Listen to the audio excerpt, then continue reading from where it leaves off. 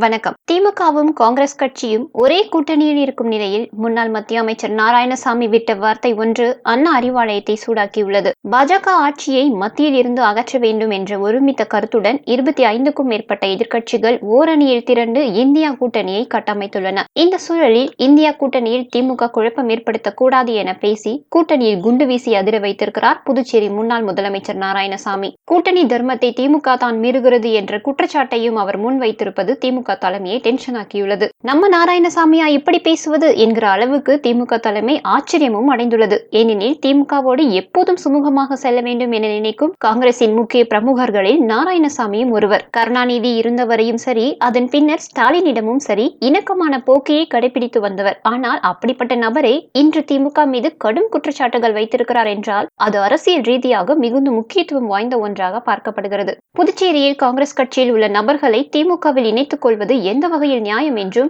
இதுதான் கூட்டணி தர்மத்தை காப்பதா எனவும் அவர் ஆவேசமாக வினவியிருக்கிறார். இது குறித்து தாம் யாரிடமும் முறையிடப் போவதில்லை எனவும் அவர் தெரிவித்துள்ளார். ஏற்கனவே அமைச்சர் உதயநிதி ஸ்டாலின் சனாதனம் குறித்து பேசியதால் தான் 3 மாநில தேர்தலில் ஆட்சியை பறிகொடுத்தோம் என காங்கிரஸ் தரப்பில் அதிருப்தி தெரிவித்து வரும் நிலையில் நாராயணசாமியின் இந்த கோபமும் அரசியல் ரீதியாக முக்கியத்துவம் வாய்ந்த ஒன்றாக கருதப்படுகிறது. இப்பவே இப்படி என்றால் இன்னும் இந்தியா கூட்டணியின் பிரதமர் வேட்பாளராக யாரை முன்னிறுத்தக்கூடும் என்ற விவகாரத்தில் மேலும் உரசல் அதிகமாகலாம் என தெரிகிறதாக செய்திகள் வெளிவந்துள்ளன. இவைதான் இப்பொழுது சமூக ஊடகங்களில் சூடு பிடித்திருக்கிறது. நாங்கள் பதிவிடும் வீடியோக்கள் உங்களுக்கு பிடித்திருந்தால் மட்டும் லைக், ஷேர் மற்றும் சப்ஸ்கிரைப் செய்து கொள்ளுங்கள். நன்றி, வணக்கம்.